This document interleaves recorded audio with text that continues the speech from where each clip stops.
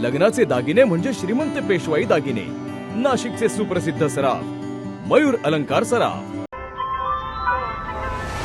ताज्या बातम्यांसाठी नाशिक न्यूजच्या YouTube चॅनलला सबस्क्राईब करा आणि बेल आयकॉनला प्रेस करा।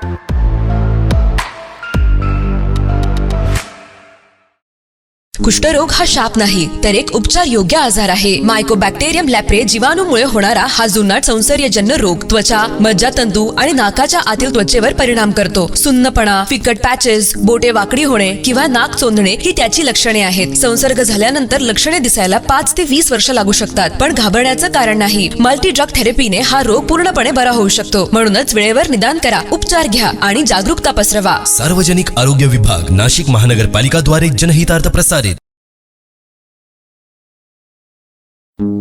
नाशिक महानगरपालिका द्वारा एक विशेष सूचना। नाशिक शहरातील थकबाकीदार मिळकत धारकांना कळविण्यात येते की 23 फेब्रुवारी ते 5 डिसेंबर 2026 या कालावधीतील थकीत मालमत्ता कर एक रकमी भरल्यास शास्तीतून 95% सूट मिळेल। मालमत्ता कर भरण्यासाठी सार्वजनिक सुट्टीच्या दिवशीही सर्व वसुली कार्यालये सुरू राहतील। नाशिक महानगरपालिकेच्या मालमत्ता कर विभागाद्वारे जनहितार्थ प्रसारित।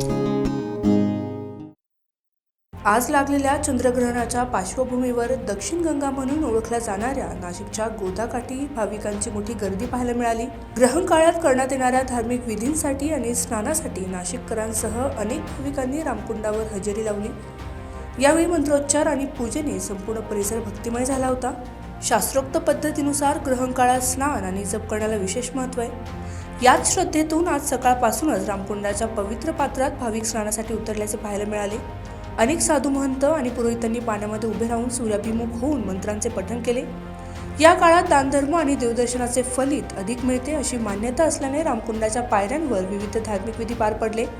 एकूणच आज या चंद्रग्रहणाच्या निमित्ताने सर्व भाविक गोदाकाठी भक्तिमय वातावरणात पूर्णपणे रंगताना दिसून आले। संजय परमार, नाशिक न्यूज, नाशिक।